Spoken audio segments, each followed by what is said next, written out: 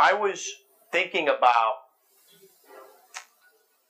some of the responses we got when they put out information. I didn't get a really good response. And I'm saying to myself, I want to try to find a way to inspire you guys to commit more to this. And not only to this, but to yourselves and to your own improvement. And I found something that I thought was very inspirational. It was to me, and I'm hoping it is to you. Frederick Douglass. He was best known. He was a former slave and an eminent human rights leader in the abolition movement. And he was also the first black citizen to hold a high U.S. government rank. And he gave a famous speech in 1879 or 1872. By the way, if anybody wants a copy of the full text of the speech, it's 21 pages long. I'm not reading that tonight. All right, it's a lot of information. But the information was true back then, and it's just as good now. So if you guys want a copy, there's a link here. Write it down, take it home, get on the internet. If you don't have access to internet for whatever reason, ask me for a copy. I'll be happy to print it and give it to you. I'll send it out with your next paychecks. Just ask Laura, and we'll get you a copy of the whole text of this speech. So I'm not going to give you the speech, but I actually am going to read a portion of it. Because it really pertains to all of us in this room. So I'm going to get started. And what he's talking about is, when we attempt to account for greatness, we never get nearer to the truth than did the greatest of poets and philosophers when he classified the conditions of greatness. Some are born great, some achieve greatness, and some have greatness thrust upon them. We take our choice of these three separate explanations and make which of them we please most prominent in our discussion. Much can certainly be said of superior mental endowments, and I shall, on some accounts, lean strongly to that theory, but for numerous examples which seem and do contradict it, and for the depressing tendency such a theory must have on humanity generally. This theory has truth in it, but it's not the whole truth. Men of very ordinary faculties have, nevertheless, made a very respectable way in the world and have sometimes presented even brilliant examples of success. On the other hand, what is called genius is often found by the wayside, a miserable wreck, more deplorable and shocking, because from the height from which it has fallen and the loss and ruin involved in that fall. And I do not think much of the good luck theory of self-made men. It is worth but little attention and has no practical value. An apple carelessly flung into the crowd may hit one person, or may hit another, or it may hit nobody. The probabilities are precisely the same in this accident theory of self-made men. It divorces a man from his own achievements, contemplates him as being of chance, and leaves him without will, motive, ambition, and aspiration. Yet the accident theory is amongst the most popular theories of individual success. It has about it an air of mystery, which the multitude so all like, and withal it does something to mar the complacency of the successful. It is one of the easiest and commonest things in the world for a successful man to be followed in his career through life and have constantly pointed out this or that particular stroke of good fortune which fixed his destiny and made him successful. If not ourselves great, we like to explain why others are so. We're stingy in our praise to merit, but generous in our praise to chance. Besides, a man feels himself measurably great when he can point out the precise moment and circumstance which made his neighbor great. He easily fancies the slight difference between himself and his friend is simply one of luck. And it was his friend who was lucky, but it might easily have been himself. Then, too, the next best thing to success is a valid apology for non-success. Detraction is to many a delicious morsel. The excellence which it loudly denies to others, it silently claims for itself. It possesses the means of covering the small with the glory of the great. It adds to failure that which it takes from success and shortens the distance between those in front and those in the rear. Even here, there's an upward tendency worthy of notice and respect. The kitchen is ever the critic of the parlor. The talk of those below is of those above. We imitate those we revere and admire. But the main objection to this very comfortable theory is that, like most other theories, it's made to explain too much. While it ascribes success to chance and friendly circumstances, it's apt to take no cognizance of the very different uses to which different men put to their circumstances and chances. Fortune may crowd a man's life with fortunate circumstances and happy opportunities, but they will, as we all know, avail him nothing unless he makes wise and vigorous use of them. It does not matter that the wind is fair and the tide is at its flood, if the mariner refuses to wave his anchor and spread his canvas into the breeze. The golden harvest is ripe in vain if the farmer refuses to reap. Opportunity is important, but exertion is indispensable. When we find a man who has ascended heights beyond ourselves, who has a broader range of vision than we, and a sky with more stars in it than we have in ours, we may know that he has worked harder and more wisely than we. He was awake while we slept.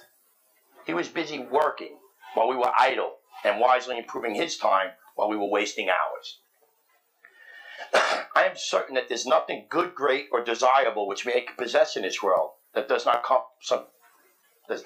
from some kind of labor of physical, mental, moral, or spiritual. A man at times gets something for nothing, but it will in his hands amount to nothing. And what is true in the world of matter is equally true in the world of the mind. Without culture, there can be no growth. Without exertion, no acquisition. Without friction, no polish. Without labor, no knowledge. Without action, no progress. And without conflict, no victory. A man that lies down a fool at night, hoping that he will awaken wise in the morning, will rise up in the morning as he had laid down in the evening. From these remarks, it will be evident that allowing only ordinary ability and opportunity, we may explain success mainly by one word, and that word is work. Work, work, work. Not transient and fitful effort, but patient, enduring, honest, unremitting, indefatigable work into which the whole heart is put, and which in both temporal and spiritual affairs is the true miracle worker. Everyone may avail himself to this marvelous power, if he will. There's no royal road to perfection. Certainly no one must wait for some kind of a friend to put a springboard under his feet, where he can easily bound from the first round of the ladder onward and upward to the highest round. If he waits for this, he may wait too long, and perhaps forever. He who does not think himself worth saving from poverty and ignorance by his own efforts will hardly be thought worth the efforts of anybody else. The lesson taught at this point by the human experience is simply this, that the man who will get up will be helped up, and the man who will not get up will be allowed to stay down. This rule may appear somewhat harsh, but in its general application and operation it is wise, just, and beneficent. I know of no other rule which can be substituted for it without bringing social chaos. Personal independence is a virtue, and it is the soul out of which comes the sturdiest of manhood. But there can be no independence without a large share of self-dependence, and this virtue cannot be bestowed, and it must be developed from within. But another element of success deserves a word, and that element is order. Systematic endeavor. We succeed not alone by our laborious exertions of our faculties, be they small or great, but by the regular, thoughtful, and systematic exercise of them. Order, the first law of heaven, is itself a power. The battle is nearly lost when your lines are in disorder. Regular, orderly, and systematic effort, which moves without friction and needless loss of time or power, which has a place for everything, and everything in its place, which knows just where to begin, how to proceed, and where to end. Though marked by no extraordinary outlay of energy of an activity, will work wonders, not only in the matters of accomplishment, but also in the increase in the ability of the individual. It will make the wise man The weak man strong, the strong man stronger, the simple man wise, the wise man wiser, and will ensure success by the power and influence that belong to habit. There is still another element essential to success, and that is commanding object and a sense of its importance. The vigor of the action depends upon the power of the motive.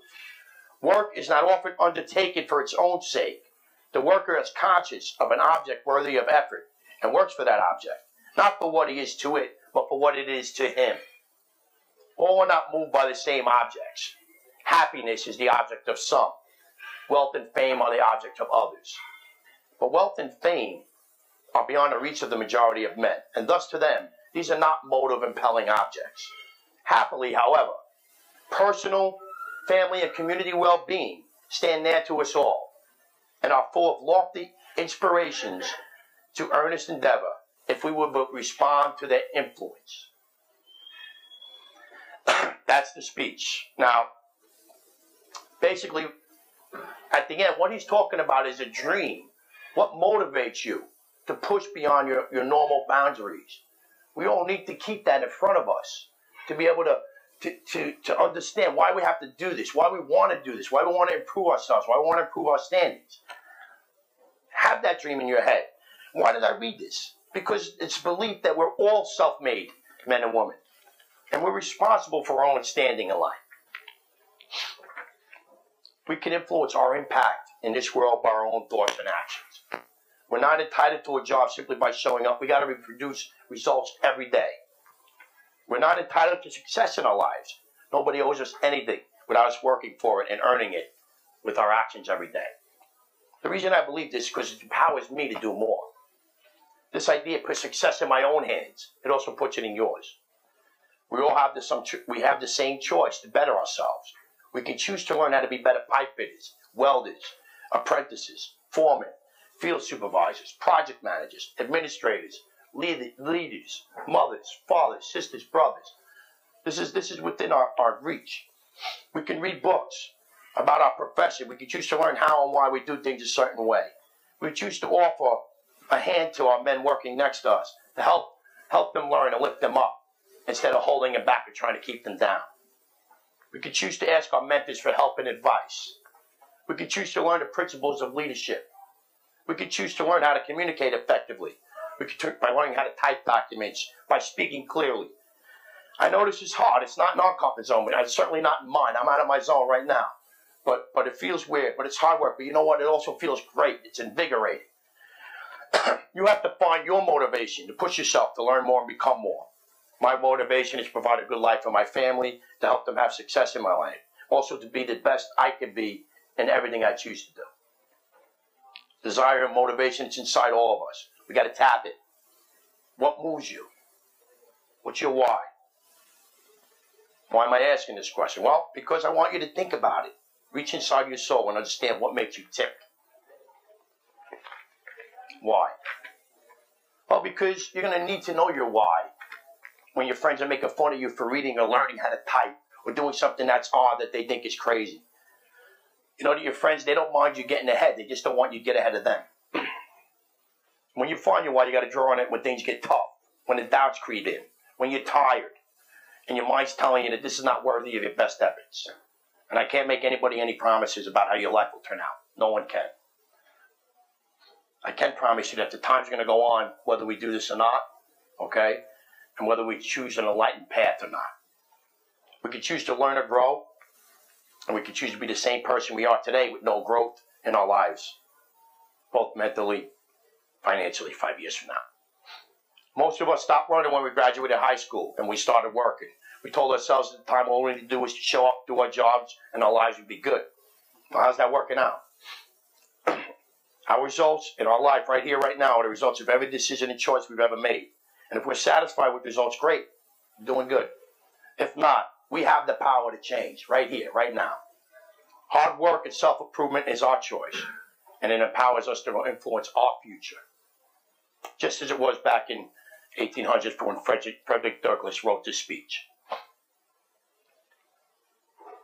Does anybody want to share their why? Does anyone want to think about that? You know what we're going to do? We're going to take a break. After the break, I'm going to bring up one of my mentors in leadership development, Alex. He's going to come up and talk to us about the differences in personalities. All right, thank you, guys. All right, good evening, everyone. We can turn this off. We don't need it for now. So we're just going to kill it. First thing first. Just to continue Danny's motive or Danny's why we are all here. In his own words, the person who knows how will always work for the person who knows why. That's Danny's, not mine. Just think about it. If you know why you do anything, you will have a goal and concentration on achieving. So the question is now, why would we be bothered on this technical seminar with personalities? Who cares? I hope you do. Because this is what the life is all about. It's all about us. Personality Plus, why you act the way you do, Tim LaHaye and Florence Litau. By the way, this is Christian studies, and we're just using that. 400 years BC, Hippocrates, the doctor of those years, used this as a separation for four temperaments to give people an explanation why we are who we are. And we're using this now.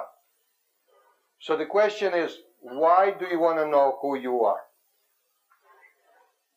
Ramon, do you want to know why you are the way you are at your age? Do you care?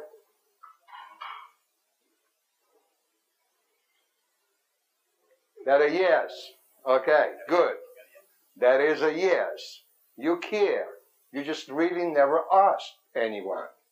You figured this is the way it is. How many people ever heard of terminology phlegmatic before Danny asked you to fill a piece of paper? One.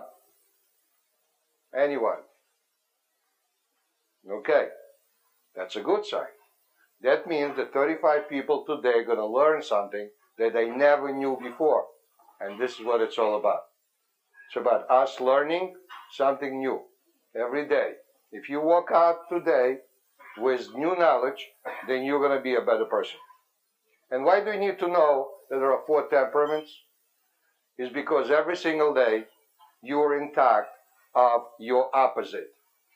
How do I know? Because if you are with the person that's the same as you, you are bored to death.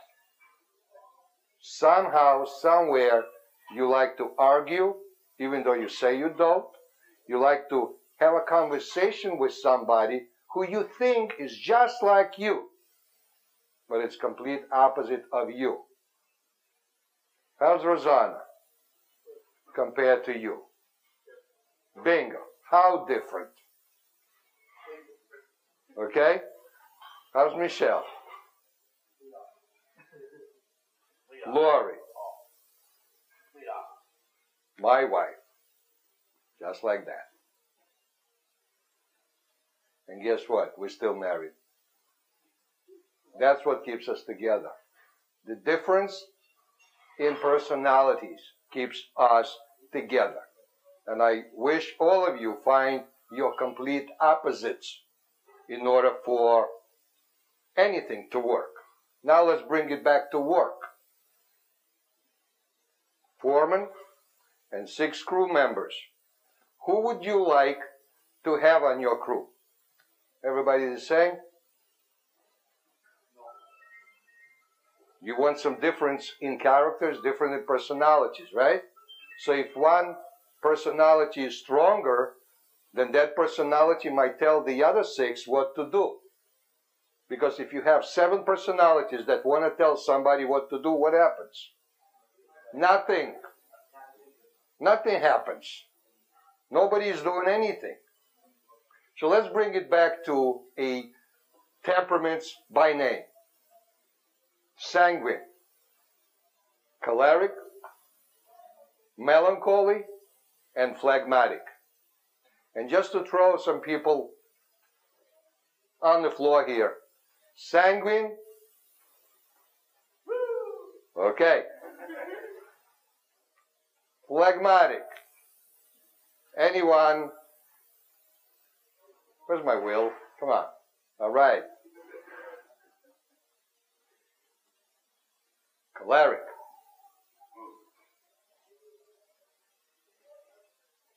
How many cholerics? You did a little test and there was choleric in you. Now, and how many melancholy people? Most of the people get it done. No, most of the people who are not saying anything are either phlegmatics or melancholics. They're going to be sitting in reserve somewhere in the back and they will not say a word. Why is that? Because one is suspicious and the other one is lazy. He is not going to speak up. And then there are a few people that outspoken. I don't need the book to know who or what personalities are you. Just after listening to Danny's speech or after listening to anybody's speech by questions that were asked. 2 people asked questions. 33 people didn't. And that is perfectly fine. There is no bad or good in any of these personality types. There is only too much of something.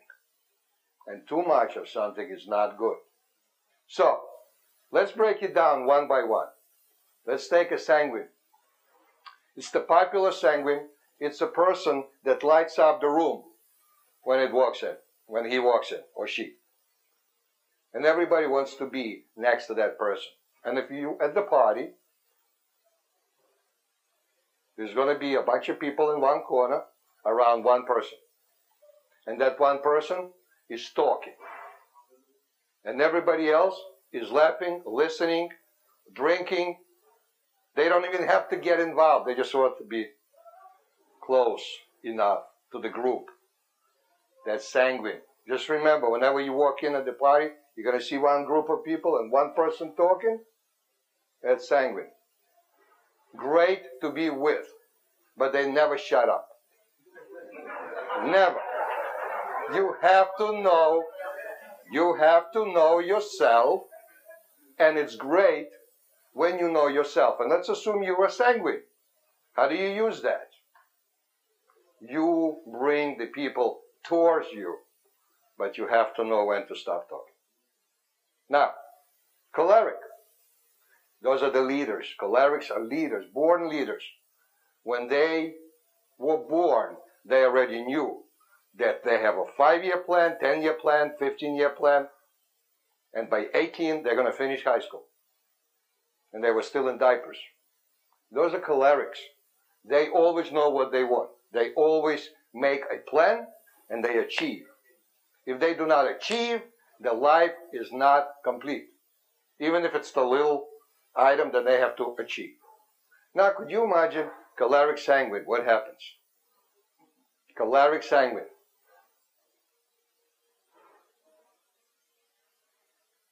Fun, achieve. Fun, achieve. A great party and a leadership beyond belief. Because he brings you in and he leads you. Now, if he's a good leader, then he will take you places where you want to be. So you have to be careful. Don't just follow somebody because he is fun to be with. Make sure that he brings you to the right place. Now, let's take the other 2 personalities, which is an unbelievable portion of our life. Guess what, people? Melancholy creates the signs on the BQE. Those are the people that put the gray sign to tell you where to go. Because sanguine sure wouldn't know where to go. He would just drive aimlessly because it's fun. And by the way, the only sanguine in this room is Danny because he's the only one that's laughing. At anything, it doesn't matter. It's just good As long as somebody's talking, it's funny, we will laugh. The rest of you, phlegmatics and melancholics and cholerics, quiet cholerics. Because you want to achieve, but you're not sure, where am I going with this yet? You will achieve as soon as you learn something. But for now, just remember the 4 personalities and the phlegmatics, melancholy, sanguine, and cholerics.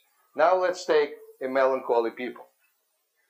Melancholy people are very organized, very analytical, and they're very organized.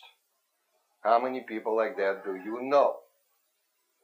Look around the room, and you probably will find within yourself that type of personality. That's right. How many people wear a tie in this heat?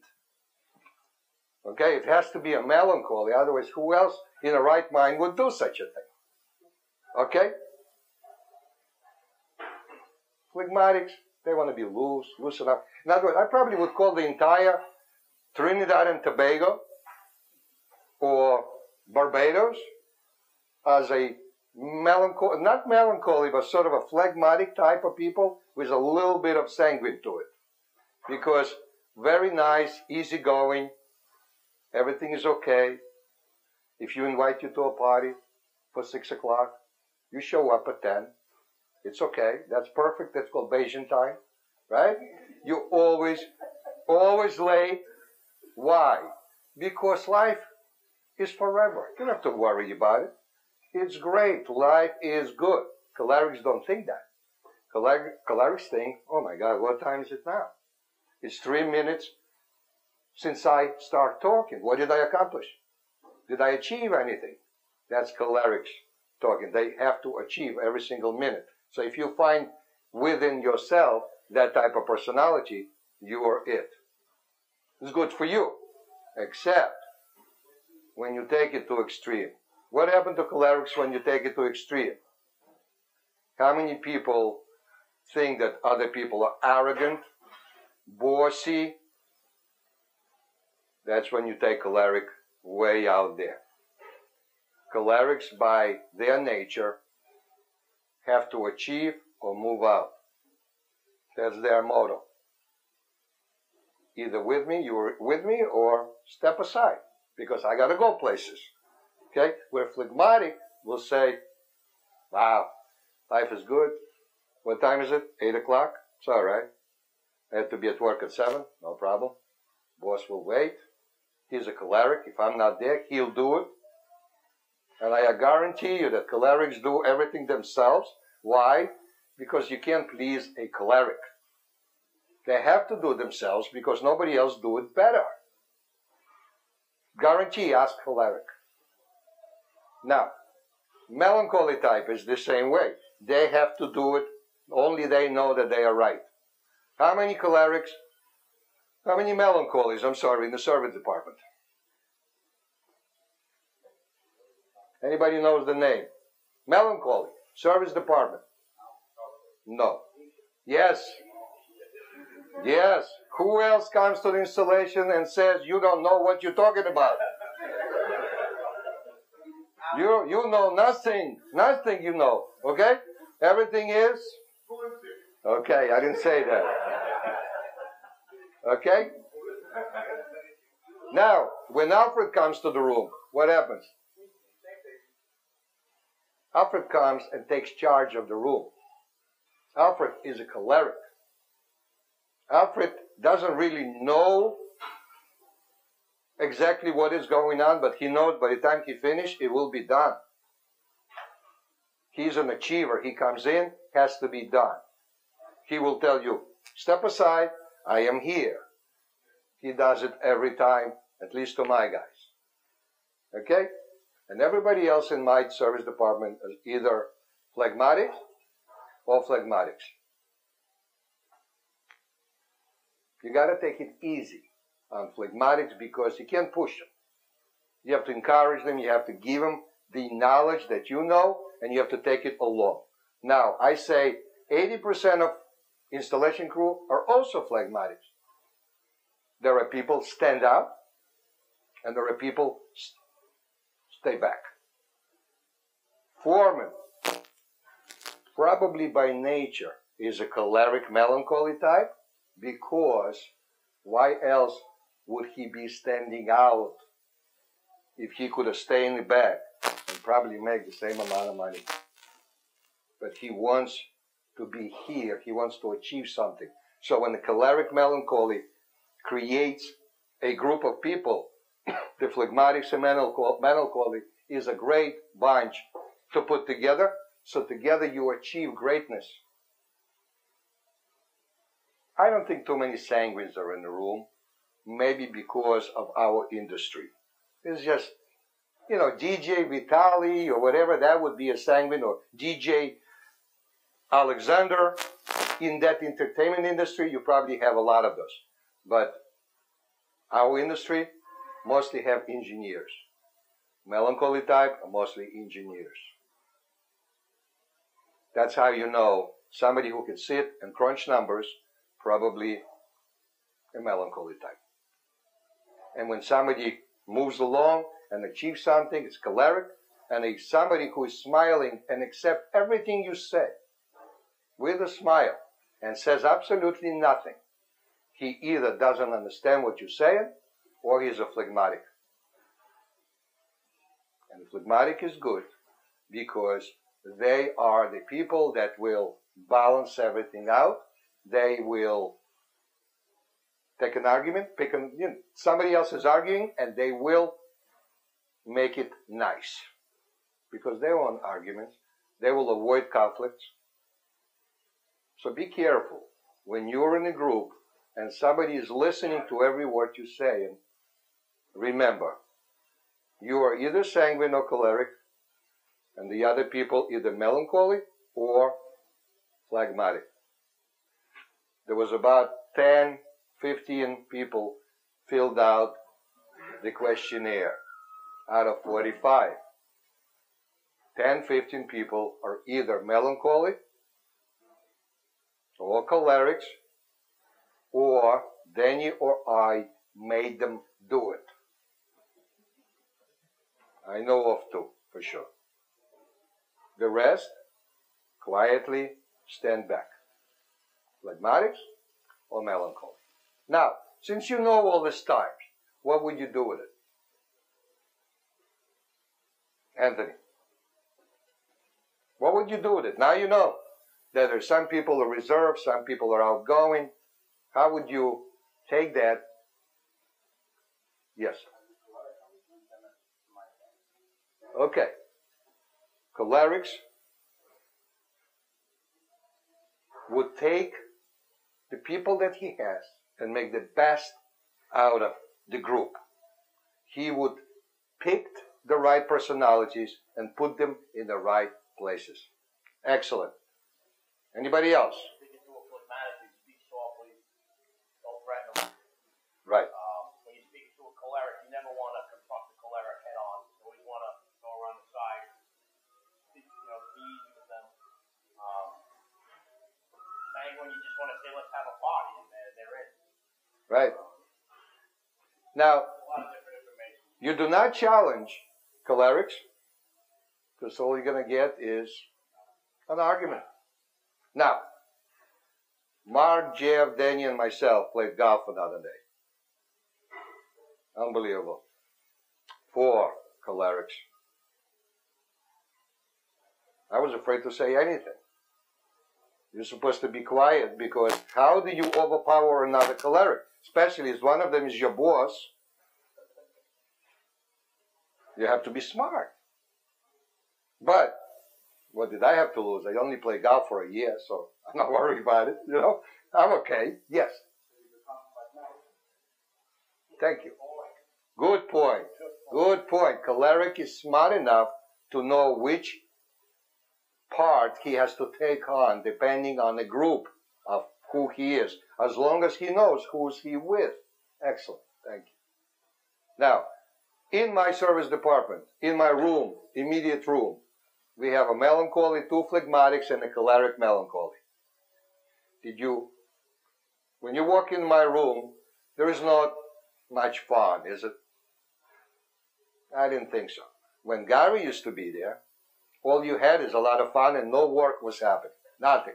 Gary was the sanguine. as they go. You can't ask Gary anything because he will say, of course, it's done, boss. Where is it? Oh, what are you talking about? You ask him anything, and absolutely, he will tell you what you want to hear. But he will never do it. Now, I like what I have in my group because I have a perfect work environment. I'm the boss. I have people who listen to what I have to say. I'm the leader. And if I have a goal that we need to reach, all I have is, what do you need us to do? How fast do you want us to do it? And a melancholy person just sits there and does the work and doesn't look at anyone because that's the happy moment for them. Give them the work, leave them alone. They are not people. They just want to be alone, leave me to do my job. Melancholy type people, if you know who melancholy is, God bless you, because it's the best people to work with.